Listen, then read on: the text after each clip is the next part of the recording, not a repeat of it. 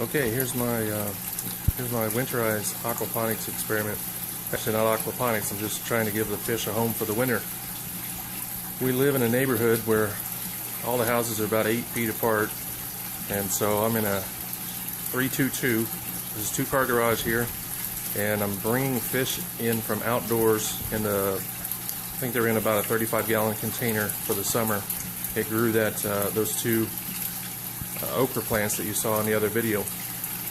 So I'm bringing them in here for the winter, and I got to keep them warm. So what you're looking at here is a 55-gallon barrel full of water. You can see how it pumps water up through the tallest tube and into the bucket. The bucket is full of lava rocks, and the tube goes all the way to the bottom. The water fills the bucket up to the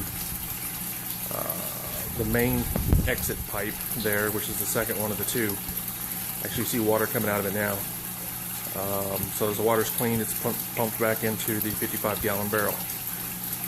So if the first tube starts clogging up, then the second tube will kick in, because the water will start rising in the fish container, the biofilter essentially. So water, if it ever starts coming out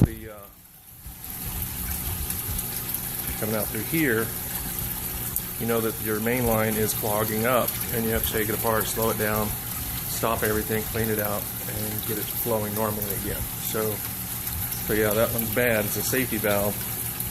You make this setup for yourself. You don't want to come home to a garage full of water, so you're going to have a safety valve on it.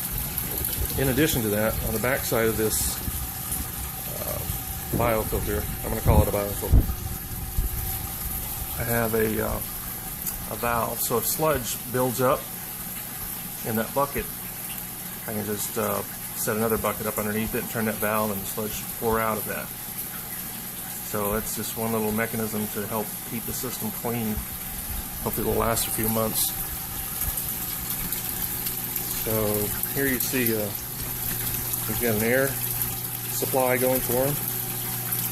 We've got temperature control. Right now you see it's about 72 degrees.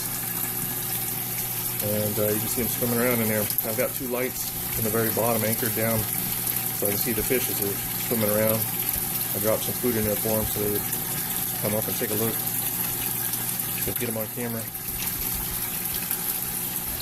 And basically that's it. So in addition to the lights, there are 3 300-watt fish tank warmers in there that I will plug in right here when the temperature starts dropping.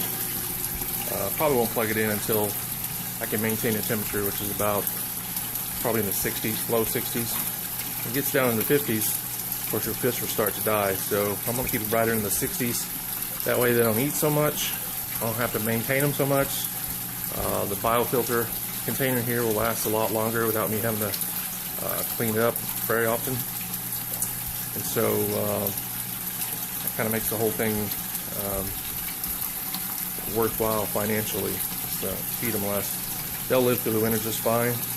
And probably about January, I'll plug in the heaters on them and maintain a temperature at or above 74 degrees. Hopefully that will encourage them to spawn.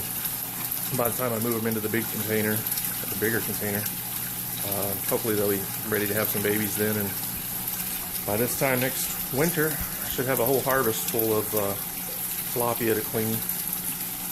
Here's a quick shot of that is one 8-foot long fish tank. It's about 350 gallons or so. And hopefully I'm done with that. I'm moving on to barrels and IBC totes and things. I think they take up a little less space, and they might be a little easier to manage, and I don't have to worry about leaking. But anyway, winterized and ready to go.